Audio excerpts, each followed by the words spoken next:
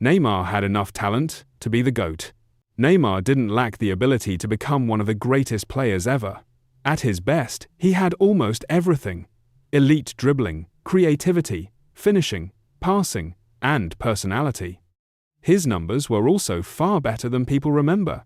But injuries, career decisions, and playing during the Messi-Ronaldo era changed how we view him.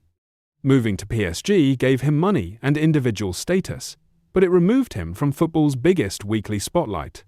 Neymar's career was still incredible, but considering his natural ability, it almost feels disappointing. My hot take is that Neymar didn't just have Ballon d'Or talent, he had genuine top 10 of all-time potential. The Champions League is harder to win than the World Cup. The World Cup is football's greatest trophy, but I don't think it is the hardest one to win.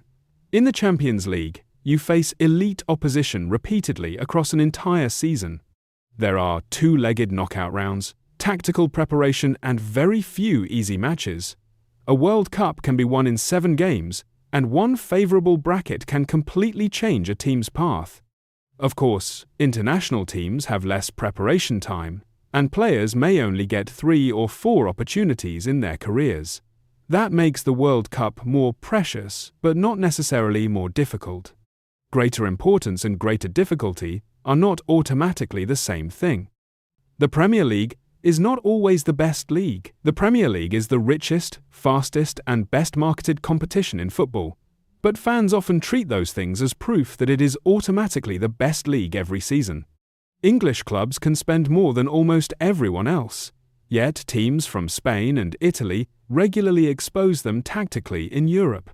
The Premier League is probably the most entertaining because of its atmosphere, intensity, and unpredictability. But entertainment does not always equal quality. Saying that England is unquestionably superior every year ignores what actually happens in European competition. Sometimes the Premier League is the best, and sometimes it simply has the loudest marketing machine. The Ballon d'Or is mostly a narrative award. Fans talk about the Ballon d'Or as if it scientifically identifies the world's best player. It doesn't. The winner is often decided by whichever story becomes dominant near the end of the season or whoever has the best PR. A major international tournament, one unforgettable Champions League performance, or even a late run of form can overshadow 10 months of consistency. Attackers also have a massive advantage because goals and highlights are easier to sell than positioning, defending, or controlling midfield. That doesn't mean the winners are undeserving. It means the award measures performance, popularity, trophies, and narrative all at once. We should stop using Ballon d'Or totals as the final answer in every player debate. Prime Suarez was better than Prime Lewandowski. Lewandowski is the more consistent professional and probably had the better overall career. But if I need one striker at his absolute peak, I'm taking Luis Suarez. He could score from anywhere, create his own chances, assist teammates, and completely disturb an entire defense. His 2015-16 season was ridiculous because he outscored Messi and Ronaldo in Spain during their era. Lewandowski was the cleaner finisher and the more disciplined number 9. Suarez was more chaotic and more complete. He could turn a broken attack into a goal without needing the perfect service. Career against career, the debate is close. Peak against peak, I'm choosing Suarez. Pep Guardiola has made football less expressive. Pep Guardiola is one of the greatest managers ever, but his influence has also made football more robotic. Teams now obsess over controlled possession, fixed positioning, passing patterns, and avoiding risky decisions. Tactically, the level is incredibly high, but sometimes it feels like individual expression is being coached out of players. Wingers receive the ball, recycle possession, and wait for the approved overlap instead of attacking defenders instinctively.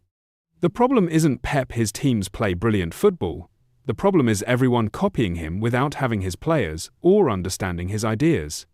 We gained tactical organization, but football may have lost some of the chaos and personality that made it special. Cristiano Ronaldo is underrated as a footballer. That sounds ridiculous because Ronaldo is considered one of the greatest ever.